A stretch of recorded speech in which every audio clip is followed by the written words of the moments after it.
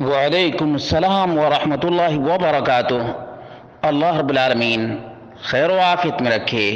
سوال یہ تھا کہ 5 رکعت وتر لگاتار پڑھ سکتے ہیں؟ اس کا جواب یہ ہے کہ بالکل پڑھ سکتے ہیں۔ وتر 1 بھی ہے، 3 بھی ہے، 5 بھی ہے، 7 بھی ہے اور 9 بھی ہے۔ جہاں تک 5 رکعت لگاتار پڑھنے کی بات ہے تو 7 رکعت بھی لگاتار ہی پڑھنی چاہیے۔ اذا اوتر ب5 او ب7 فانها تكون متصلة، جب کوئی 5 رکعت یا 7 رکعت وتر پڑھے تو لگاتار ہونی چاہیے۔ ولا يتشهد الا تشهدا واحدا في آخرها ويسلم، اور بیچ میں کوئی تشہد نہیں بلکہ ایک ہی تشہد سے آخر تک پڑھے اور سلام پھیر دے۔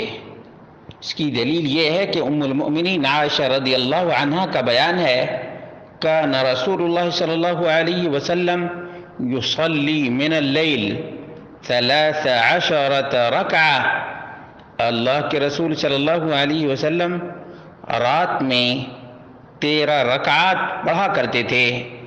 یؤتر من ذلك ب5 لا يجلس في شيء الا في آخرها، اللہ کے رسول صلی اللہ علیہ وسلم 5 رکعات وتر پڑھا کرتے تھے اور 5 رکعت میں صرف اخیر ہی میں بیٹھا کرتے تھے۔ یہ صحیح مسلم کی 737 نمبر کی روایت ہے، 737 نمبر کی روایت ہے۔ اسی طرح سے ام سلمہ رضی اللہ عنہا کا بیان ہے، قالت کان النبی صلی اللہ علیہ وسلم یؤتر ب5 وب7 ولا يفصل بینہن بسلام ولا کلام،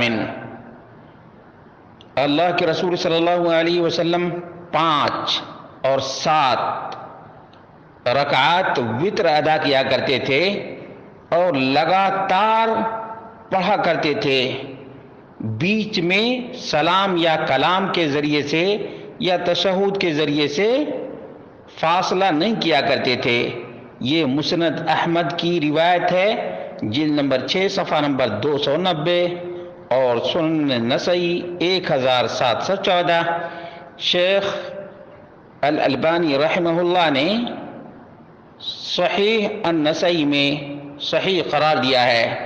وقال النووی رحمہ اللہ سندہ جید، الفتح الربانی جلد نمبر 2 صفحہ نمبر 297۔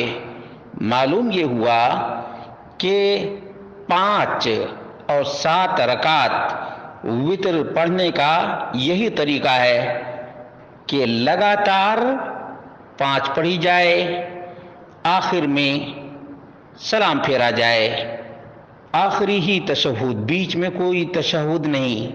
اسی طرح سے 7 رکعات پڑھنے کا بھی یہی طریقہ ہے کہ 7 رکعات لگاتار پڑھی جائیں اور اخیر میں تحیات تشہد میں بیٹھا جائے اور پھر سلام پھیرا جائے۔ واللہ اعلم بالصواب۔